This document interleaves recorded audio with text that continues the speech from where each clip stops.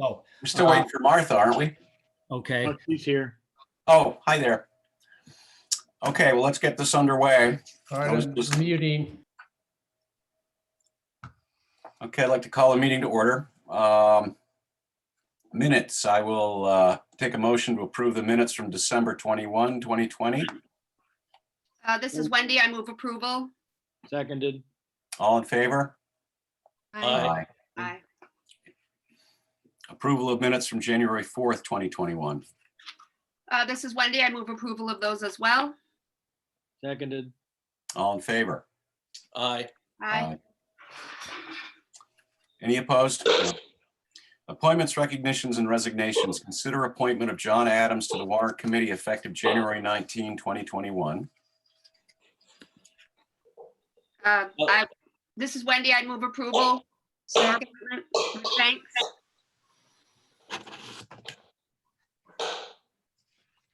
Second. Okay, all in favor? Aye. Aye. Any opposed? Confirm appointment of Claire Wolfick as Registrar of Voters effective January 1, 2021 through December 31, 2022. Move approval. Second, Wendy. All in favor? Aye. Aye. Aye. All opposed? Resignation of Catherine Maher as Town Treasurer effective March 31st, 2021. This is Wendy. I would move acceptance with regret, but excitement for Kathy. Second. Great. Kathy, thank you so much. We will miss you very much. All in favor? Aye. Aye. Aye. All opposed? Any? No. Resignation of Dana Haynes from the Harbor Committee effective December 1, 2020. I would move acceptance with many thanks for his years of service to the community. Second. Okay. Ditto what Matt said, absolutely. All in favor? Aye. Aye. I'm going to abstain, John. Wendy. Okay. All right. Wendy, Listen- can I just ask, Wendy, how long was he on there? We tried to figure that out. I believe he joined the second year that it was in that it was a actual town board. So like 60 some years. Oh, my God. This is his last committee. This is the one he's been on the longest. And so he's now completely gone from town politics. Lucky. No, he wishes he could stay. It's this Zoom stuff and email. It's just too much for him. Yeah. Yeah. Too What I much. find most amazing, Wendy, is your father was on that committee when I was still in high school. And I wasn't a senior either. That's a long time. It is a long Wow. time. He's Yeah. that's what we were talking the other day, and he said that was the first town committee that he had ever joined, and he was still, I think, in high school maybe, and he had a boat and he was lobstering and doing things in the harbor, and that's why he joined that committee. So Hey, that's wonderful. yeah, thank you.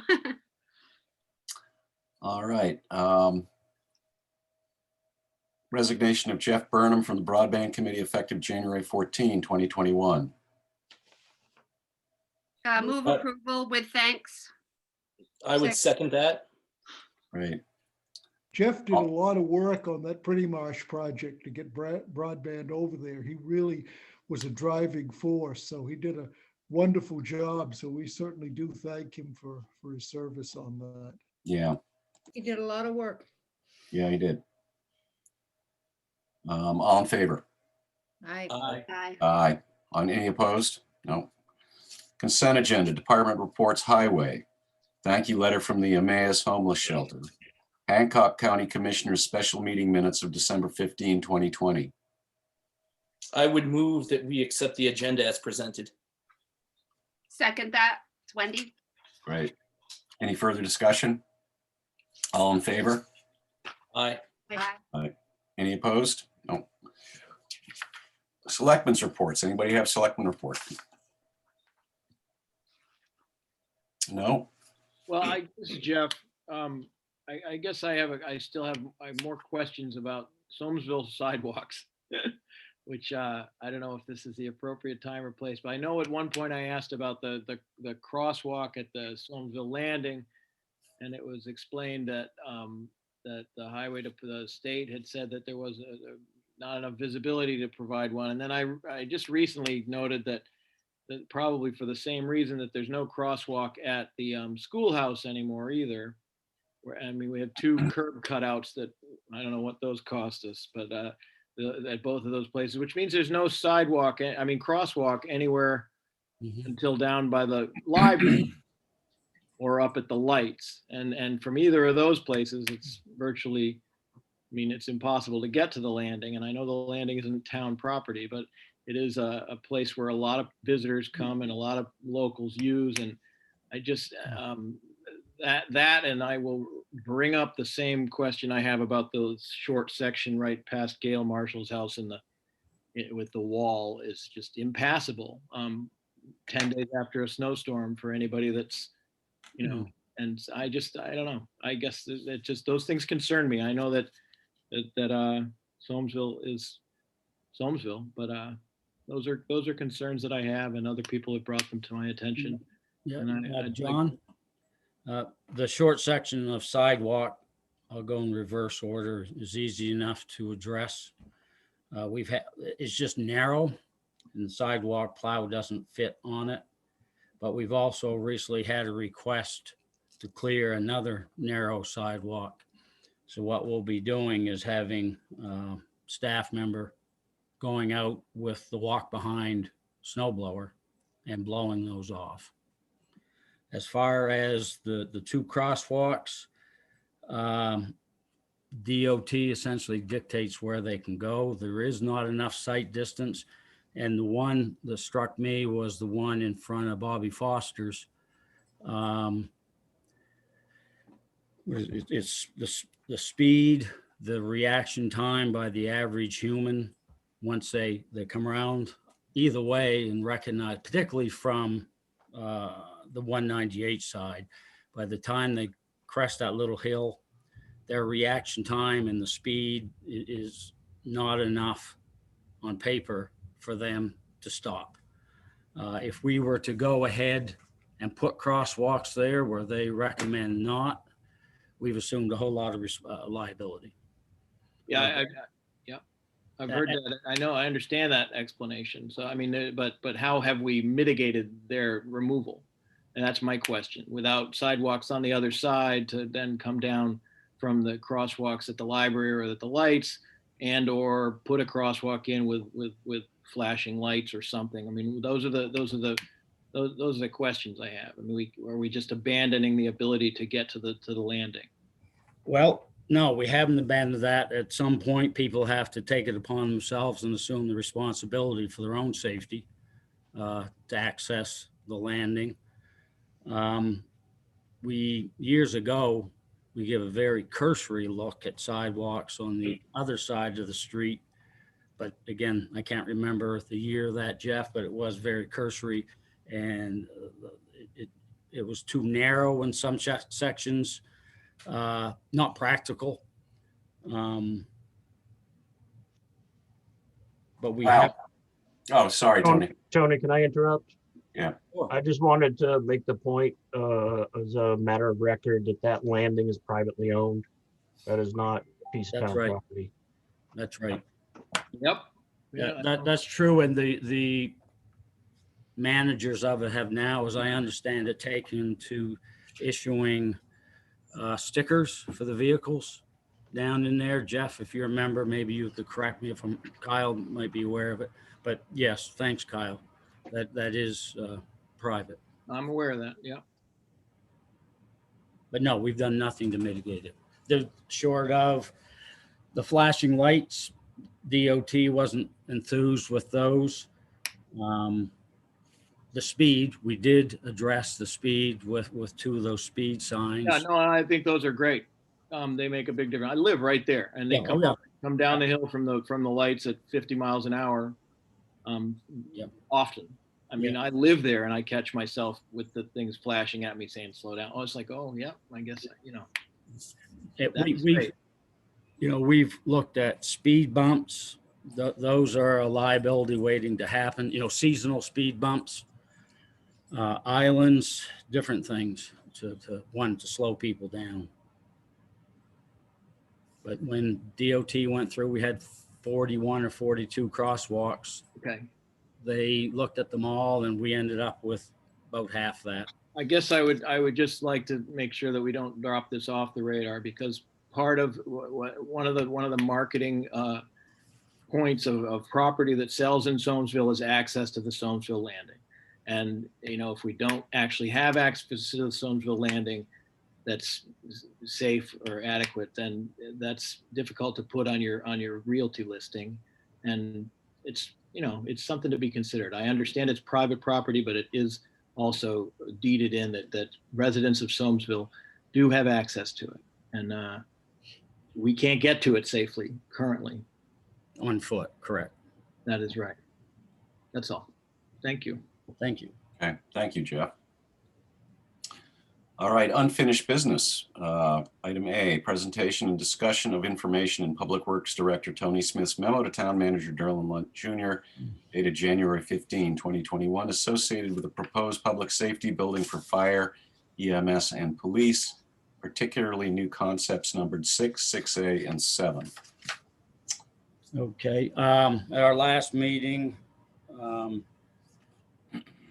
believe it was Jeff asked us to price out putting a facility at the Public Works Highway Garage site.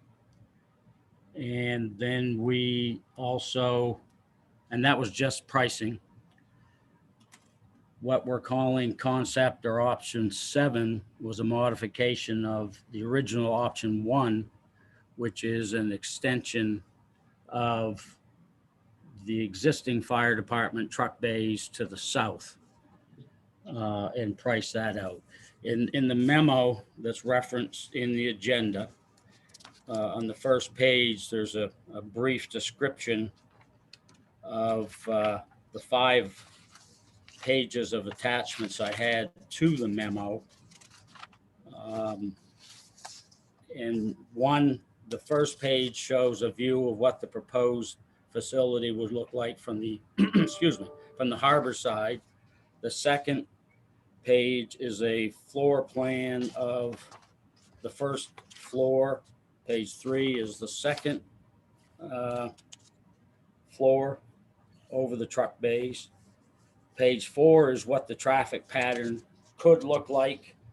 And as shown, there is a net decrease of 5 parking spots there, but we can quite readily offset those. So there'd be a net loss, a net 0 loss of parking spots.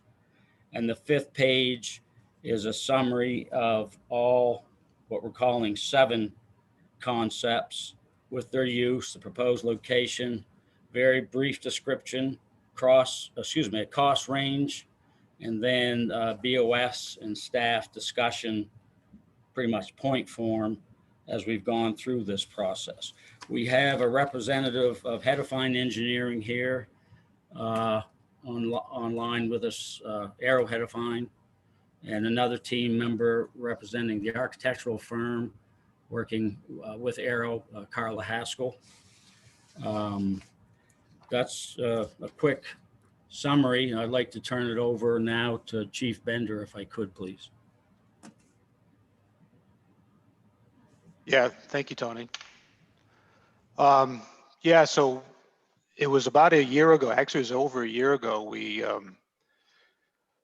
brought this expansion idea to the board. Obviously, we were trying to get geared up and ready to transition the fire department over to a 24/7 staffing model, which we can't do right now because we obviously don't have any living quarters. So, and we took a little break for COVID, kind of shut things down for a few months because of all the coronavirus things happening. And then we picked it up again later in the summer, early fall.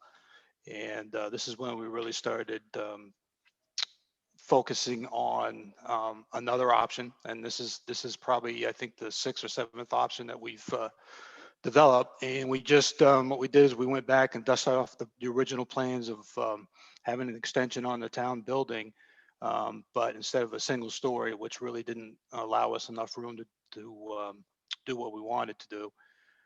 We went 2 stories with this, and then eventually we approached the police chief and see if he had any interested in this, and brought him into this as well, to kind of morph this into a public safety building. As you look at the plans and the memos and the numbers,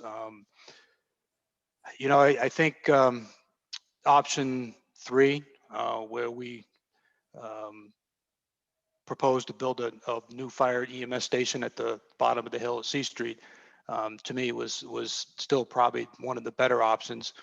But I think that looking at this and option 7 and doing a 2-story extension onto the existing town building, I think this is a good solution.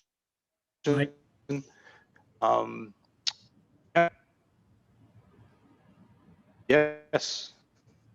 Tony? You're frozen. The option 3 you mentioned at the bottom of C Street did not include the PD. Correct. So anyway, we sorry if my internet's freezing.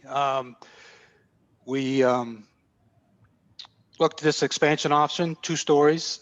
This will provide us, the fire and EMS, enough room for our immediate operations, and probably should suit us, or will suit us, for the next 30 to 40, hopefully 50 years, but we're projecting 30 to 40 years out. We think the location is minimal impact on the village and on the area. If you look at the elevation drawings, I think the sight lines are nice. I think they fit in very well to the existing building. They look nice. And yeah, so, you know, here we are. I do want to say that time is of a concern here. We're going to try, if you look at the next agenda item, hopefully we'll get your approval this meeting to move forward with this. But again, time is tight. If we miss this window, this season's or this town meeting coming up, miss that window, we're going to have to wait a whole nother year. And I'm afraid if we wait too many more years, we're going to be, or the town is going to be catching up. Because you know, we're still losing our on-call firefighters at a pretty good rate, and the rest of us that are left are slowly or surely aging out. Yeah. Tony? What this option 7 does is the existing police and fire space on the ground floor of the town office, plus 1 truck bay, would become for the use of the police department. The remaining 2 truck bays and the extension would be for the ambulance service and the fire department staff. Yeah, and so I'll just wrap up. I think, you know, what we're looking at here, this will put us in a position really to provide fire and EMS services to the town well in the future. I believe we do have a rep from the EMS, the ambulance department here. Margaret, I believe. Okay, Margaret's here if we have any questions to her, but that's all for me. I don't know, Chief Willis, if you want to add anything onto that. Well, my part is a bit conditional because we're working with Bar Harbor and we haven't really talked with them. I came in a little late to the game, really just for this last round of a couple new plans. So the approach that we took was that I came up with a couple of concepts that we outlined at your last meeting, of things that potentially could work for the PD. And we worked with the architects here in the last couple of weeks, just trying to fit those into the building. So I would just encourage you, as you look at those plans, don't get too hung up on where rooms are or meetings are. We just identified square footage and put them in there. I think they're going to have to move around to make it work. But more importantly, discussions with Bar Harbor would have to happen to ensure our success in a new building. Yeah. If I could what might schedule, what item B and C is like up down on, say, wastewater projects or the highway garage. We retain professional design services, to put together a cost estimate to take to town meeting number 1. They complete their design. We get cost estimates on the construction costs, and then take, if the board's in agreement, the construction cost and associated engineering construction costs to town meeting number 2, so that we go to town meeting number 2 with a real number, not an estimate. And that's what B and C are doing. Asking, I'll wait. I won't jump ahead into the agenda much.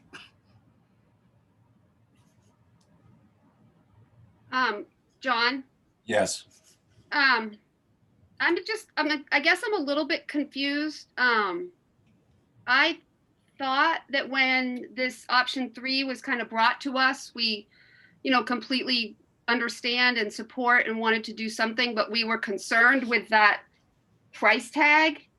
And now it looks to me like the new option is a lot more. Am I reading this all correctly, that a renovation is actually going to be a lot more than a new building?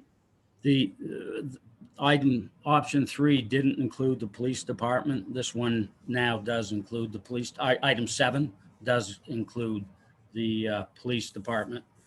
And the pricing that you're looking at is a low to a high range. I don't mind saying this, engineers and architects with their estimates do not want to end up being the low bidder. We've had a couple engineers, not Arrow, be a low bidder when we went to town meeting and got approval for money, and then ultimately got the bids. So in my opinion, those numbers are high. But I would like to point out, and I'm not an advocate of spending money just because we have money, but we were given the Seal Harbor Fire Station. We were given the Northeast Harbor Fire Station and town office, and we were given the Soamesville Fire Station and meeting room. It's been pointed out by Mike and by Basil both, and Jim has space needs, that this is a real deal. We're eventually going to have, and I was on the fire department, so I don't mind speaking, quote, out of turn. We're going to have something bad happen, because and it's not quite a case of build it and they will come, but we're going to have a hard time, I think, recruiting full-time firefighters moving forward if we don't have a place for them to work out of, that's comfortable, that's safe for them. But yes, Wendy, the price did go up by $2.5 million to $3 million from number 3 high end. Actually, we only had one price, to number 7. That's the reality of things, of something like this. I've looked at, 2 wells, and there was Skowhegan, and the square foot prices for those 2 buildings are in the same range as the square foot prices for this one. If that's any consolation at all, it's expensive. It's a big expense, but like Mike has said, it should do us out. Is there any way to do something like this realistically in phases? Like, No. I understand that the most important thing is to get 24/7 coverage for like the fire department and comfortable, safe living, quarters for them. And I mean, is there I don't know. I'm just The searching. price will just keep going up with cost of living and other factors. I support this. I was on the fence when I was asked to participate in this project, but having been on the fire department, and what was telling, I think there were 23 volunteers when I was on 5 to 10 years ago, And we had a local resident, summer resident, want to give gifts to people. And the person needed a list, and it included volunteer firefighters and full-time firefighters. And from 5 to 10 years ago of 23, I think there might have been 5 or 8 people on that list for this year. Yeah, and if I could add one more thing, we're just not looking at fire department either, because this is addressing EMS needs, and the EMS is in really the same situation that we are in. They're struggling to get volunteers, and they're right now they're staffing their office, or they're staffing 24/7, 2 people on 24/7. And they're having a hard time trying to find some place for these people. They have one little room in the building now that one sleeps in. So, I know it's all fire, but we're really addressing 2 agencies now. And, I don't want to speak for Margaret or Basil, but there probably is a real possibility that the town's going to have to do something about the ambulance, whether they go private or, hire somebody else come in or whatever. But I think, to deny it is not doing anybody any good. The writing's on the wall. So, these are things that we're looking at down the road. Yeah. Yeah. Go ahead, Tony. Jim, if I may, when we first started police sharing, and I've told Jim this, I wasn't a big fan of it. Over the years, at some point, I finally asked Jim, I said, Jim, is this a good thing? And he said, yeah, it works. So I'm on board with the police sharing. And some of the ideas Jim has proposed most definitely keeps a police presence in the village of Northeast Harbor in our town. And I support that 100%. May I Well, speak? Yeah, go ahead, Chris. A couple questions. Now, if you took the option number 3 and placed it in the location of the expansion, and so you'd have both fire and EMS in a building that didn't have to be attached to is that a possibility and be looked at? And I see that on option 4, would that be the same building that was requested, but we could put it near the town garage, not occupy the green space, and it'd be the same 7.5, including fire and EMS. And I'm taking into account that the space vacated at some point when a plan's made for the future of our police department, that will be renovated. I can tackle that one. Just Chris, so I'm clear, take the building under option 3 that was going to be at the base of C Street and just pick it up and move it, not connected to the existing truck bays, and plop it down there. And is that correct? And Correct. then, pardon?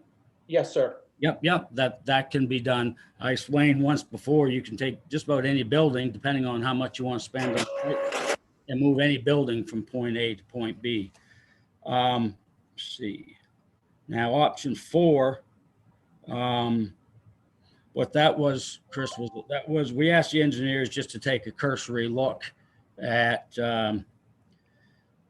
any drawings that they could find, topo maps, USGS sheets, anything like that, and give us their thoughts on the cost of putting a building up behind the bus garage.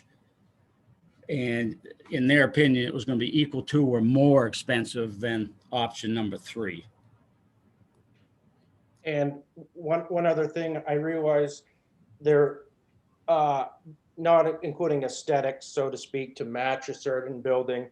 That 7.5, the materials, that's a high-end construction figure, correct? I mean, we could go cheaper with a metal building or other construction methods to accomplish the same goals. Yes, but in my opinion, if we put a building at the base of C Street, that definitely would have to match the aesthetics of the town office. And in my opinion, if we picked up option 3 and put it where you described in front of the cliff, it would, in my opinion, want to match. the town office. But the good thing about that option 3, whether it was, that location, regardless of what you put there, you could have the back of the building, whether it was attached, as in option 7 or what you described, the back of the building could be a pre-engineered steel building for some cost savings, not a whole lot, but for some cost savings, and then cedar shingle the other 3 sides. If I may, this is Jeff. I think the other question regarding the less expensive construction, if it were applied to an area that didn't need to match some aesthetic quality, such as the Sergeant Drive location, Mhm. that would have been, I mean, that's my understanding what one part of Chris's question was. Yeah, that could be a pre-engineered steel building. But again, in my opinion, the Sergeant Drive site, I wish I'd never brought it up. I've spoken with Basil, I've spoken with Mike. That's not a good location for those services. Yeah, I'll just add that, again, I've said this before, but I really believe that, if you move your fire department operations to the town garage, it's going to be the death of your on-call fire department. I just can't see the volunteers wanting to carry their gear around with them all the time, or have to drive out to the town garage to get a truck or get their gear. Which, if that's the way the town wants to go, that's fine, but you have to be prepared to double your hiring of your firefighters. I'm predicting in 3 years, we can have a staff of 6 and provide 24/7. You go out to the town garage and we lose our on-call firefighters, you're gonna have to go to a staff of 12. And going back to Chris's question and the one that Jeff clarified for me, back 25 years ago, the DOT went through, and DEP, and categorized all of the sand salt piles in the state. They're priority 1 through 5. Priority 1 was you need to get that sand salt pile in a building covered yesterday. Priority 5 was we'll catch up with you at some point. We were priority 5, but at some point, and a former member of the Board of Selectmen did point out when we were planning the new highway garage, keep in mind, we're going to have a location for a 3,000 yard building, cubic yard building to hold our sand and salt. And in my mind, that's the public works area. That's just me. And putting a fire station out there, it's going to be too congested, and there's going to be traffic issues. We moved the highway crew and garbage and buildings and grounds out of the parking lot between the diesel tank and the bus garage for safety reasons. That's why we built the parking lot up behind the bus garage. And the high school and grammar school fuel up their school buses through there. People turn around in there, and it is a steady stream of traffic through there. People going to the dumpsters even in the wintertime. I think it would be a big mistake to put a public safety building out there. Could I speak now? Martha, go ahead.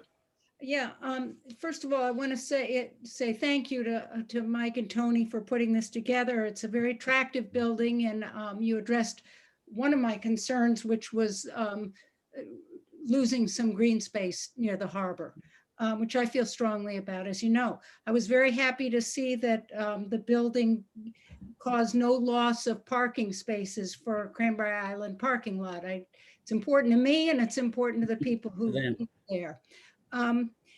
But I'm not happy about the price.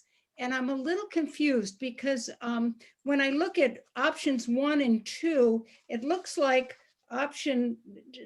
more or less, option 7 is a combination of those two. No. But if I add option 1 and 2 together, I get a 5, maybe 6. No. But then I'm looking down at 10. I'm just saying, Yep. it's a big leap in price, and Yep. I'm not sure. Excuse me. Let me just finish. I'm not sure that the taxpayers of this town can stomach this level of expense. Okay. I would like to continue first. I also understand that Mike is thinking ahead 30 or 40 years as is in the memo. And I think that's a good idea. However, I think it's very difficult to predict what we're going to need in 30 or 40 years. I think it's unlikely we're going to have many residents living in the village of Northeast Harbor working as firefighters 20 years from now, 10 years from now. Real estate's too expensive. And I think that it's very likely that within the next 10 or 15 years, we're going to have an island-wide public safety organization, a consortium of some kind. And while we'll still need trucks in Northeast Harbor, of course we will, it may become more of an outpost than a center. So I'm in favor of doing something. I think we're all in agreement that we have to do something, and we need to provide a place for people to sleep and stay that's comfortable. But I would be much more comfortable with a more modest proposal to address our immediate needs, and with the ability, as Wendy suggested, that we could expand in the future as needed. Tony, Martha, options 1 and 2 didn't include the police department. And option 7 is not just essentially an addition of 1 and 2. 1 was an extension, 2 had a second story built over the existing truck bays. I do believe Mike has considered a station in Northeast Harbor in his plans for a future consolidation, possible consolidation of island fire departments. As far as adding on in the future, we could take a look at, well, I guess we could take a look at eliminating, say, one truck bay on option 7, and the associated reduction in work on the second floor of that, and then add on as needed at a future date. I guess I'm just hoping that you can sharpen your pencil a little and bring this down. It's what a lot of work effort has gone into the site plans, the site plan of number 3, number 7, the 3 agencies' needs for what they need. You know, if you want to look down the road 10 years only, I'm sure that could be reflected in the cost. But I do always thought that part of the Main Street project was to entice people to live here year round, not seniors, which I turn next month, but also young people to stay here. That's always been our goal for the last 20 years since I've worked here, is to improve the economics of Northeast Harbor and come up affordable housing, and to entice the young people to go away, get educated, and come back. You had mentioned there probably won't be people living in Northeast that would want to be volunteer firefighters. I think there will be. Could I just say a couple of things? First off, I appreciate all of the work that has gone into this, because and the plans, they're a little hard to see on the 8.5 by 11 paper, but I'm sure you have a full size printout you could show us, Tony. But I think I'm sort of, it's like one of those shows on the Cooking Network. They like open the basket of ingredients and they never quite know what they're going to get. That's what I feel like sometimes when I open my packet. Never watched it. Friday evenings. But we talked about, Wendy mentioned doing it in phases. And sort of, if you take Chris's suggestion of maybe taking either the building mentioned in option 7 or something similar and moving it more adjacent to where the truck bays are currently, in a way, you would be phasing this project in regards to the police department, because you would move fire and ambulance service out. You would then have some empty space that you could take your time with to figure out, okay, how exactly do we want to utilize this? Because to me, I mean, the short-term need is definitely with transitioning to a 24/7 fire department. And it's critical to me that we don't forget about the ambulance service, because that's such a crucial service. The police department, to me anyway, seems like the other departments, I think we're probably transitioning to maybe like potentially an island-wide service, but that's more of a medium-term thing. When I look at that, you guys have sort of done a good job making it work thus far. And I just think about, we have to do everything in sort of 1-year chunks because of our town meeting form of government. And I think Chief Bender is absolutely right. You know, we don't want to miss an opportunity, but I also think, you know, bringing a potentially a $10 million project to voters, I think it's something that people support, but the reality is they're going to have a hard time voting for a number that big. We kind of know how town meetings go. So I would be in favor of looking at something similar to option 7, which at this point does not include the police department, and maybe seeing if we can whittle that down a little bit. Yeah. Tony? Matt, this is why we have these discussions, and I'm not the know all, hear all, see all. Right.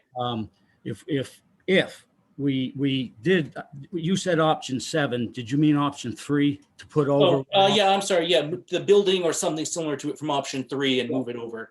If we option did 7. take that, like I explained to Martha, that option 3 from that island and put it where Chris suggested, that with just fire and EMS, then that gives Jim time to work out ideas with Bar Harbor and Town of Mount Desert and maybe other towns on the island.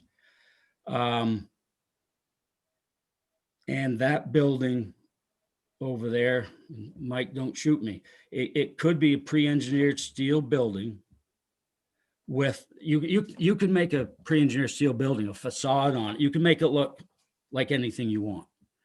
And again, I was saying, make it look like the town office. Again, that's not my final decision. If it was I think the highway garage is a nice looking building, but if it was going to be picked up and put down by the existing fire department, I would want the facade to look not like what it does now. I would want it to blend in the best we could.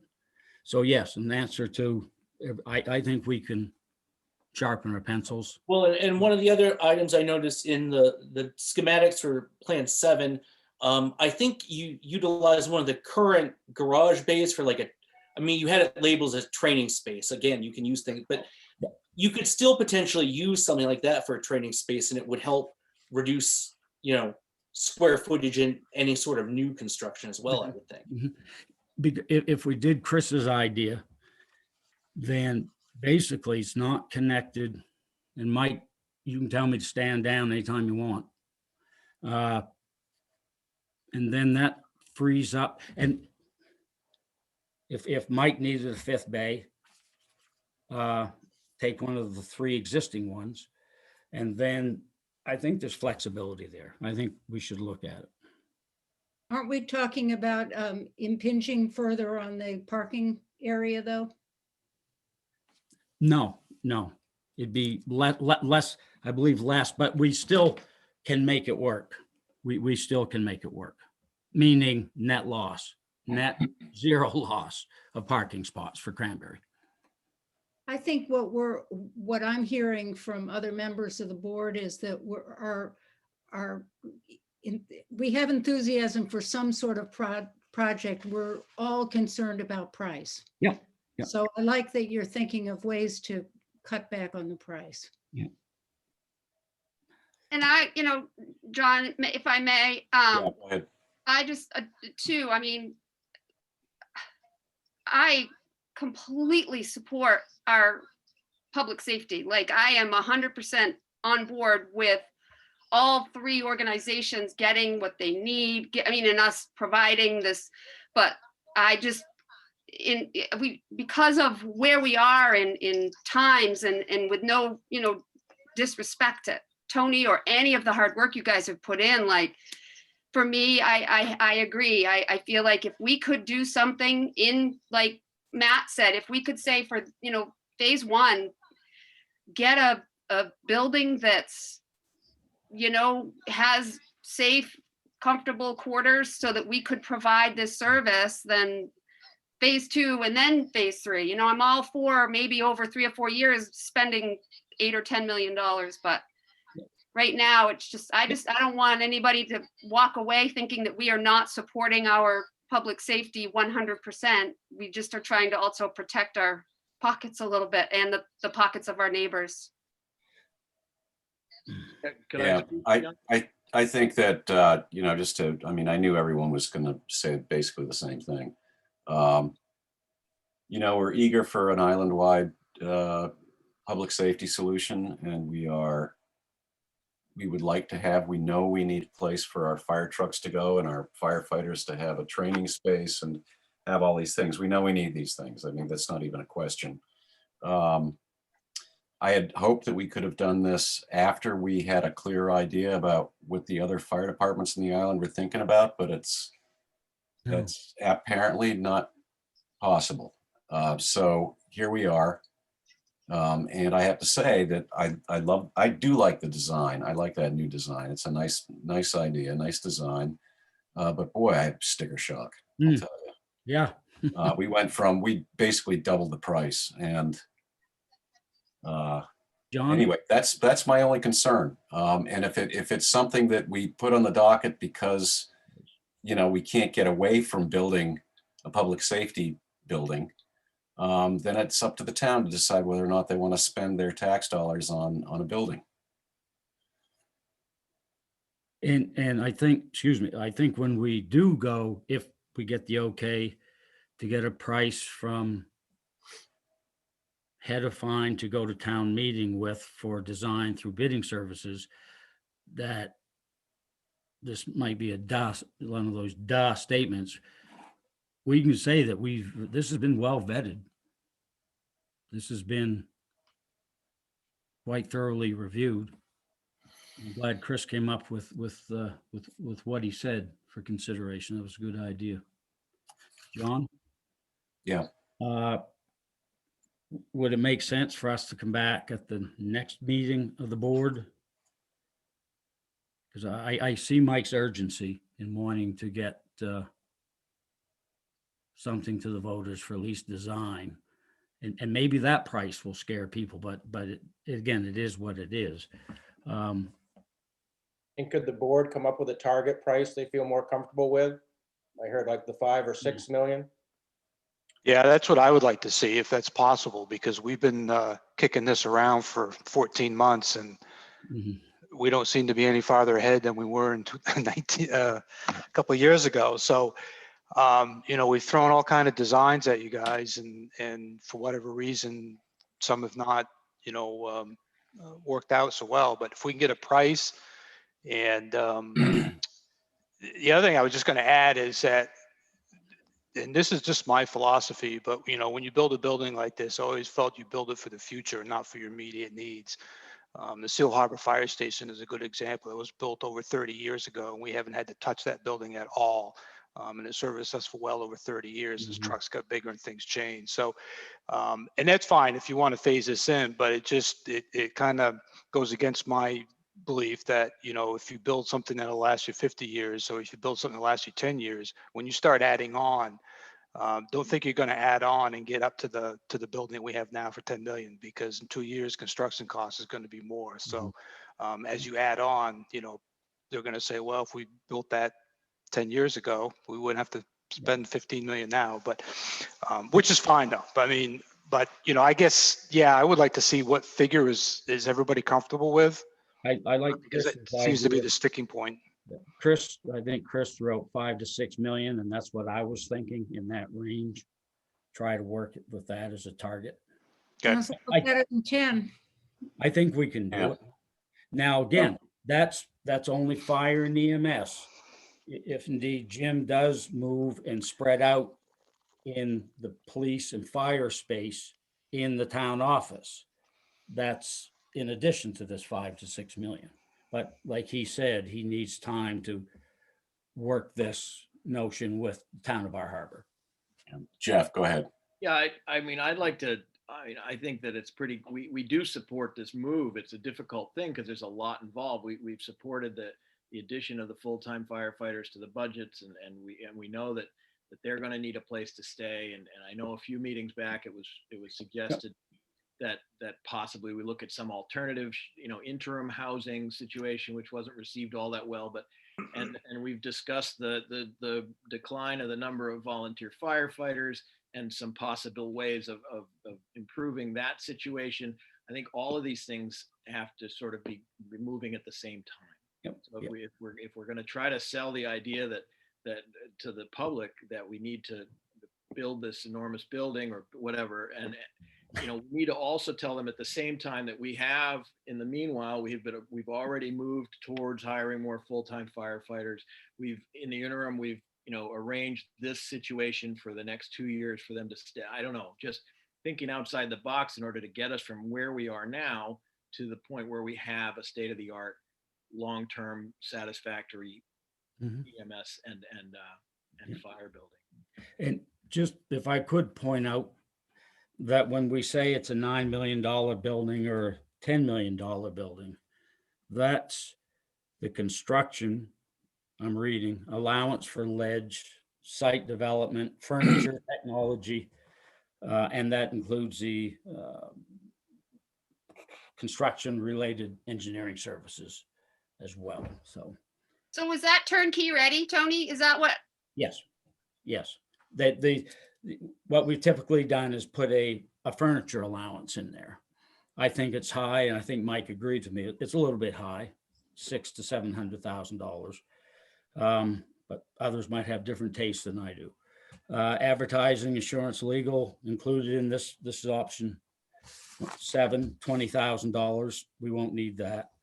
Inflation over the next 2 years. By the time we would borrow money at 3%. It was, I think, 1.8 this year. But again, it all is one big price. It all adds up to that big number. Okay, so what are we going to do? You want to go back and sharpen your pencil a little bit with that new figure in your mind? And Kathy has her hand up. okay, Kathy, go ahead. Kathy? Cost included any equipment or furnishing, and Tony just answered that question. We can't hear you. Sorry. I'm good. I think she just said Tony answered the question. She was Oh. going to point out that those things were included. All right. And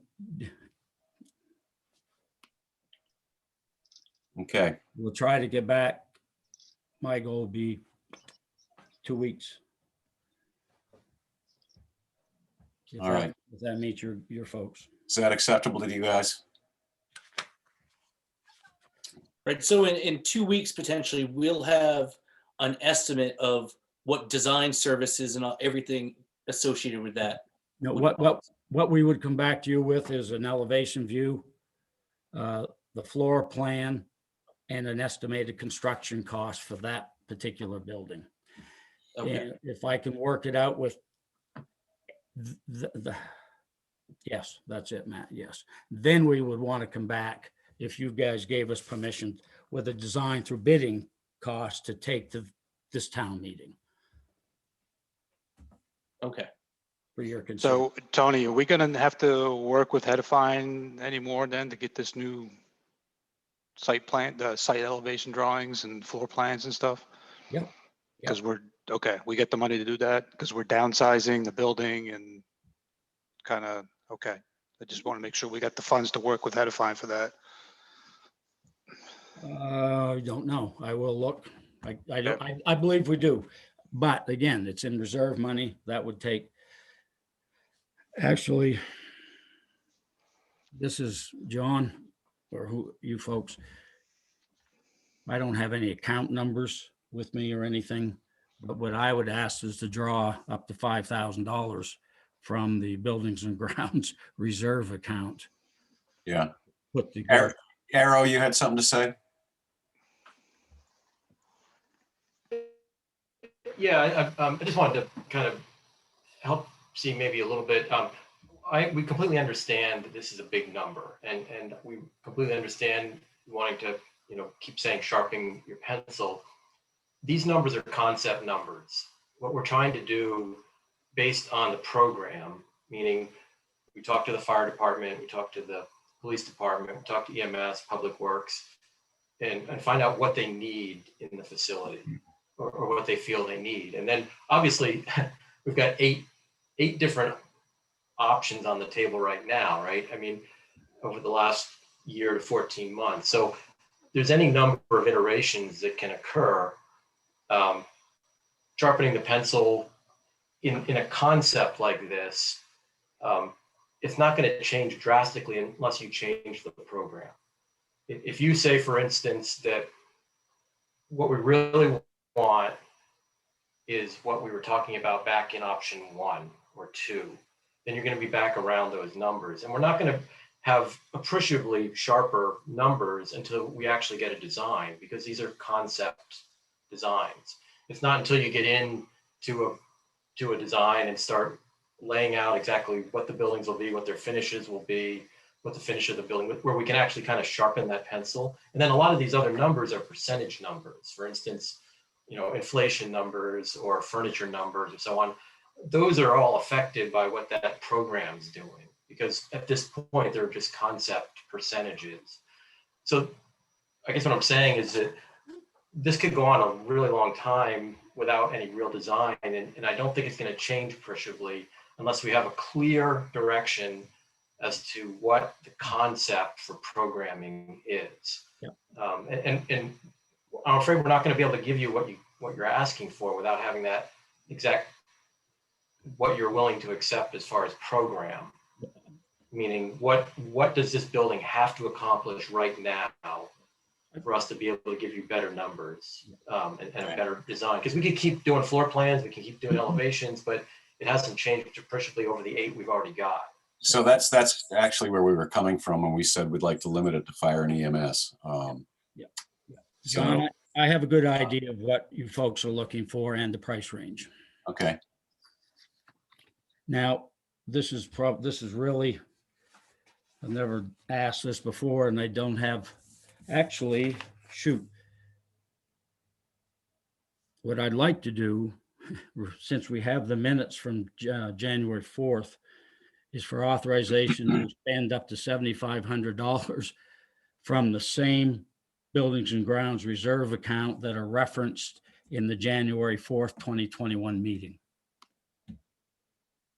That would be my request.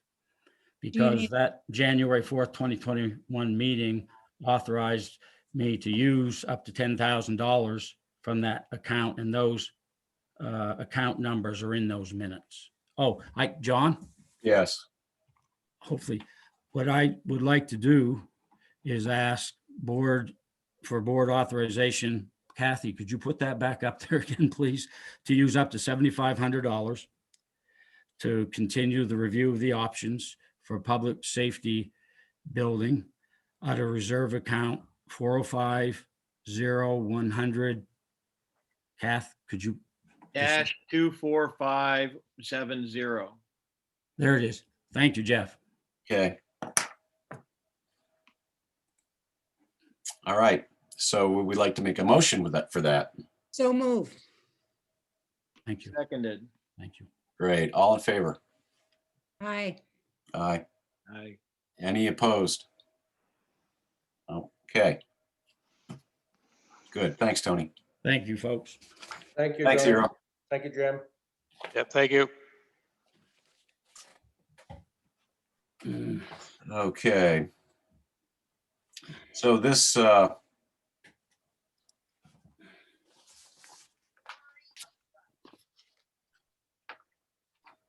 okay, so do we have to even consider B and C at this point? No, John, I'd ask to withdraw those, please. Okay.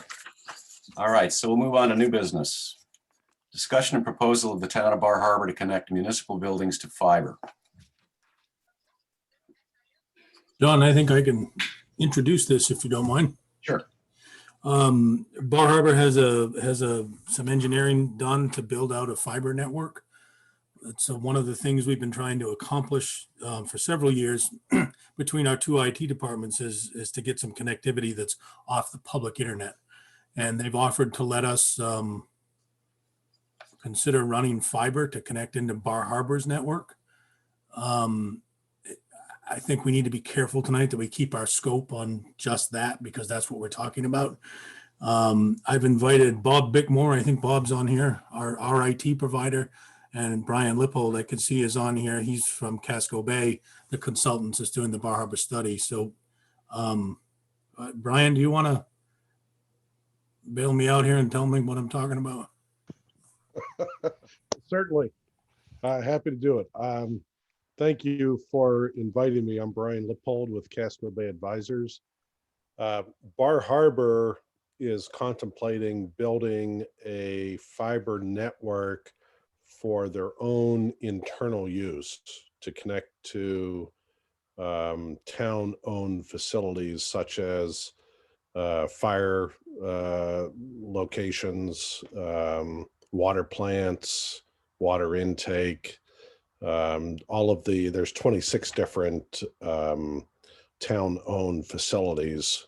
And this network would essentially allow them to create their own data network to replace a network that's currently being provided by Charter Spectrum. That network is currently designed to come across past the high school on Route 233.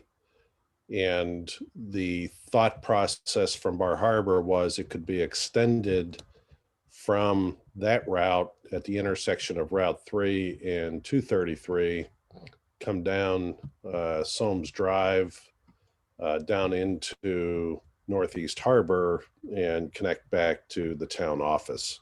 So they've asked Casco Bay to provide them with a quote to do the engineering study on that route to add the town office for Northeast Harbor into that network. The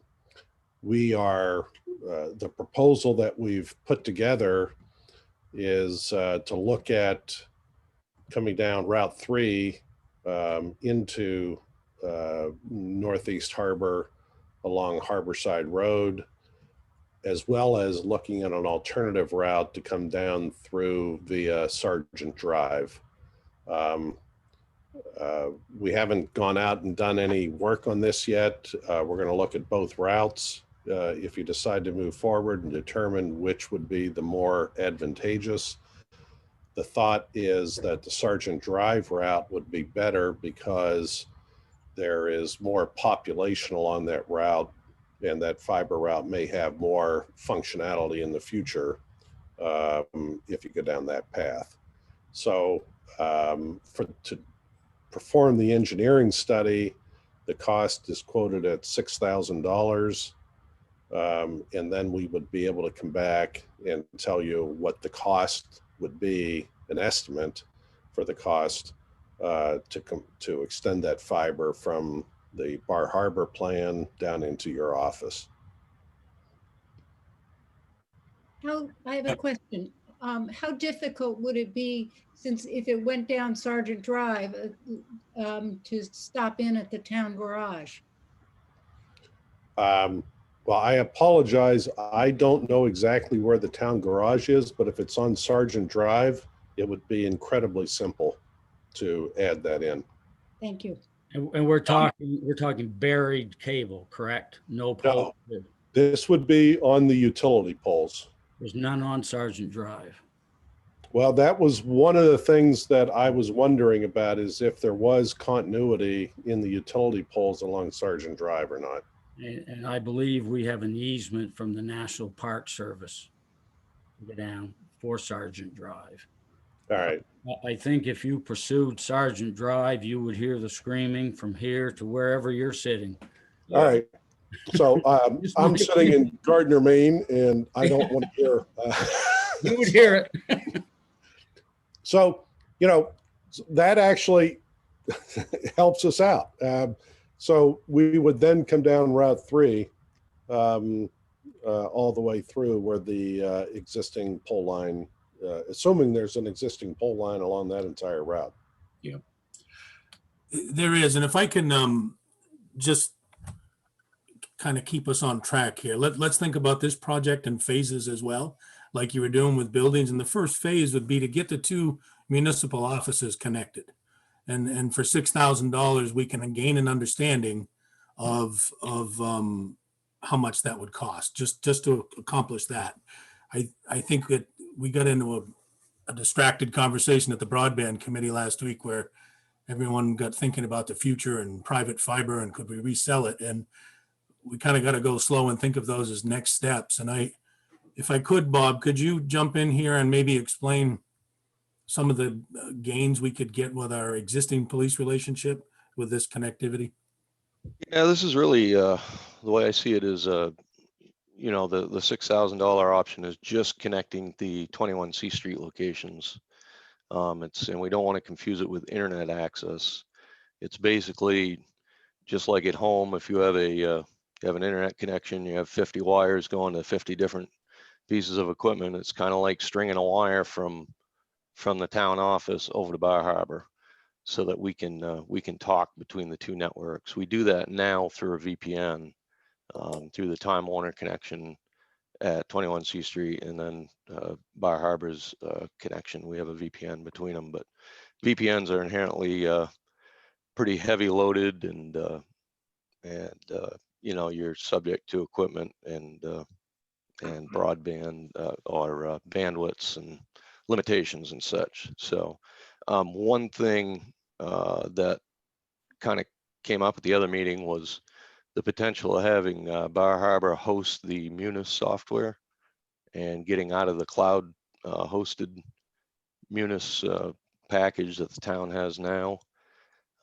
I don't know what the actual savings would be. I think Derlin had said the town pays $70,000 per year for that service. Obviously, there would still be a cost associated with moving it to Bar Harbor, but I think it would be quite a benefit as far as reducing costs there, having Bar Harbor host that.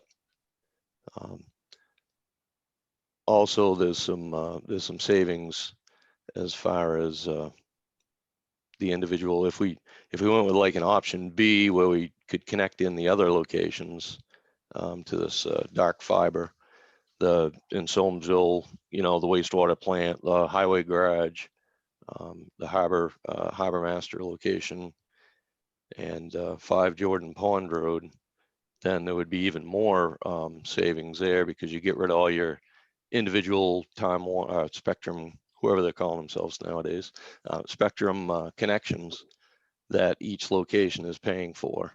And each location is actually that they utilize the managed VPN that Spectrum offers. So there's a VPN over the coax back to the town office at each of those locations.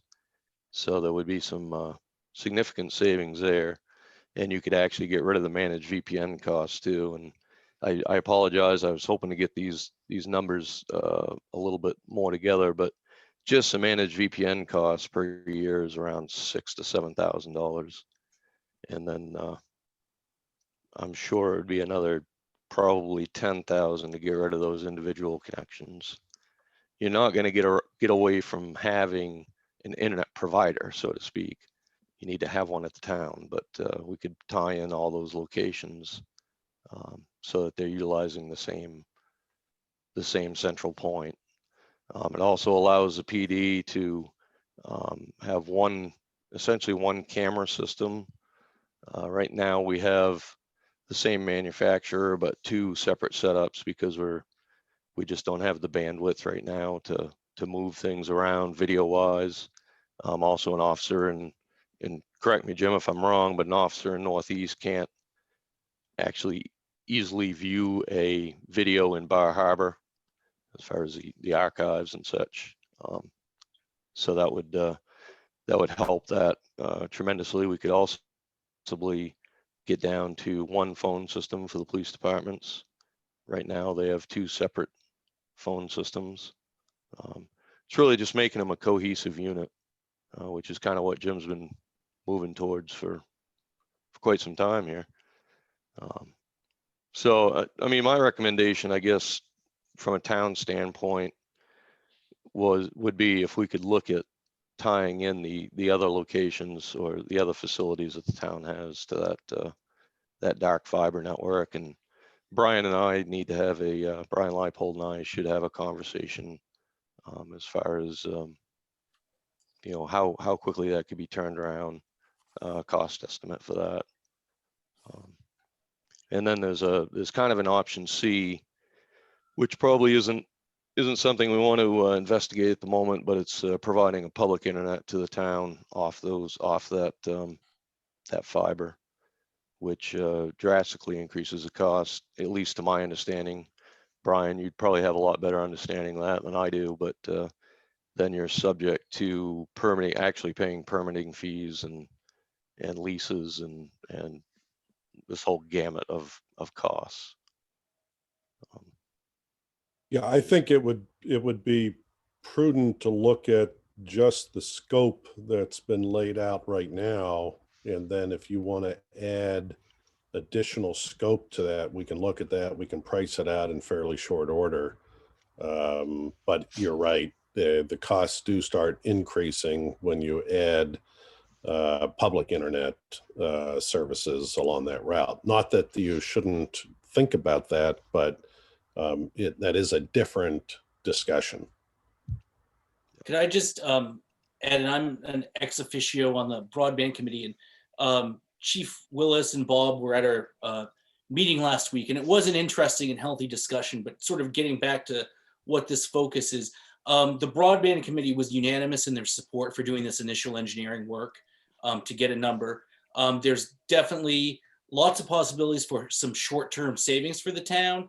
And as far as those other options, yes, it does give us some municipally owned infrastructure that opens up possibilities down the road, but that's more of a long-term conversation at this point. But we do see the direct near-term benefit of getting the town office hooked up to Bar Harbor at this point. Sounds like a good idea. Are you looking for a motion? Jim?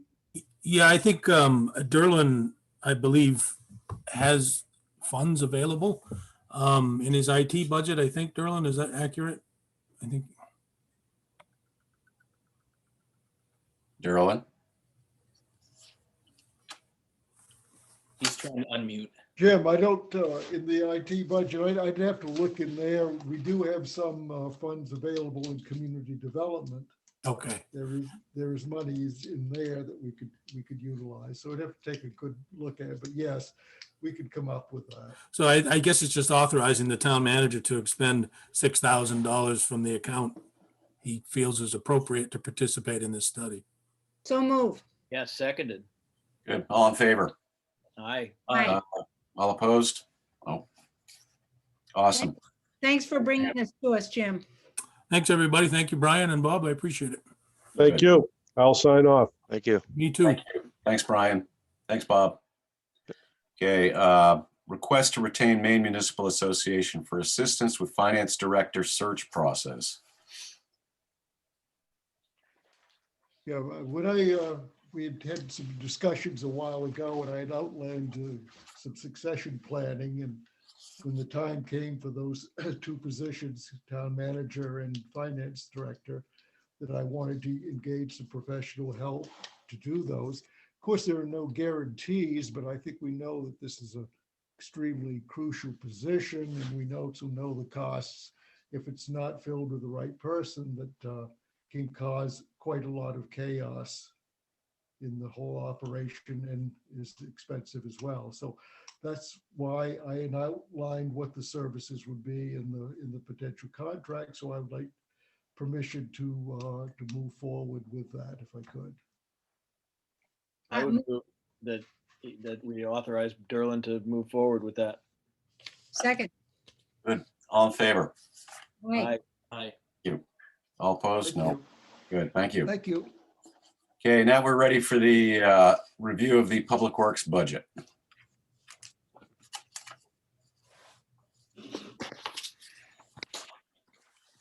Okay, thank you. Good job on this, Tony. I didn't see a lot that came shooting out at me. The guys did a good job. I've been easing Ed on the wastewater side and Ben on the highway garbage, et cetera, side. Put together their first round of numbers, and I review the numbers with them, get their justification and tweak them with their agreement as we see fit. Those two spreadsheets that I sent out, one, if you just look at what I'm responsible for and have somewhat control over operations and maintenance, overall, Public Works is up 1.4%. The entire budget, which includes personnel insurance and the O&M, is up around 1.19%. And both those percent increases include, we were told by MMA to put together a sanitary sewer pipe collection operations and maintenance plan. And if you recall, we drew down, I believe, $50,000 from wastewater reserve for the first round of this plan. And what I'm proposing for the next round is to take 25,000 out of the reserve account and 25,000 for appropriations. Ed Montague, I was able to reduce some other budget lines to cover that $25,000 increase in the budget. And if you look at, I can't remember exactly which line, it's a telephone line in the sewer operations. And I didn't get it changed to say MMA, eventually DEP sanitary sewer plan. It still says telephone, but we'll get that corrected. But I'm open for questions if anybody has any, but I think it's a good budget. Tony, I have one. It's kind of a drop in the bucket kind of question, but I was looking at the let me see if I can find it now. The different plants,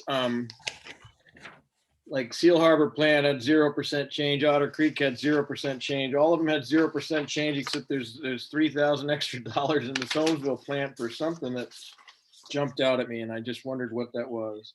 Let me. Where did it go? It ran up 4.88%, and something about the pH control went up 25%. Is there something wrong with the water in Soamesville that I don't know about? Anyway, it was the only plant that went up. All of the others were flat at 0, and that went up almost 5%. Soamesville's it's a challenging plant. Okay. For a while there, we thought there was a brook connected to the sewer system because there were a lot of lignins and tannins showing up in the water that typically color the water. To be perfectly honest with you, Jeff, I don't know. Okay. But like I said, I mean, it's a $64,000 total. I mean, it just jumped out as the only one that went up at all, and it went up by 5%.